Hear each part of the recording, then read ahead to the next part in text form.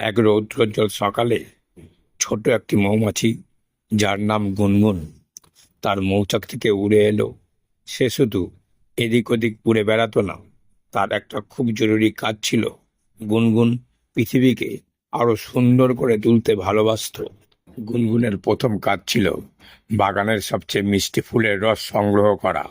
সে এক ফুল থেকে অন্য ফুলে উড়ে যেত আর গুনগুন করে গান গাইতো, মিষ্টি রস, কি দারুণ দিন।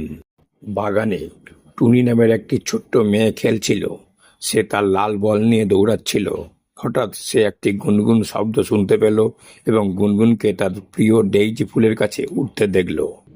গুনগুনকে দেখে টুনি একটু ভয় পেয়ে গেল। সে ভাবল, যদি ওটা আমাকে হুল ফুটিয়ে দেয়। সে দৌড়ে তার মায়ের কাছে লুকিয়ে পড়তে চাইল, কিন্তু গুনগুন টুনির দিকে মনোযোগ দেয়নি। সে খুব ব্যস্ত ছিল। যখন সে একটি ফুলে বসে, তখন হলুদ রঙের এক ধরনের জাদু ধুলো, যাকে পরাগ রেণু বলে, তার পায়ে লেগে যায়। তারপর গুনগুন যখন অন্য একটি ফুলে উড়ে যায়, তখন তার পা থেকে কিছু জাদু ধুলো সেই নতুন ফুলে পড়ে যায়। এটাই হলো পরাগায়ন। এই সামান্য কাজের ফলেই ফুলেরা ফল ও সবজি তৈরি করতে পারে।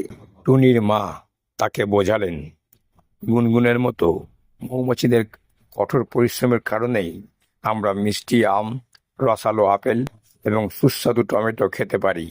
ওরা আমাদের খাবারের যোগান দেয়। টুনি বাগানের চারিদিকে তাকালো। সে দেখল উজ্জ্বল লাল টমেটো, বড় সবুজ লাউ এবং সুন্দর ফুল ফুটে আছে।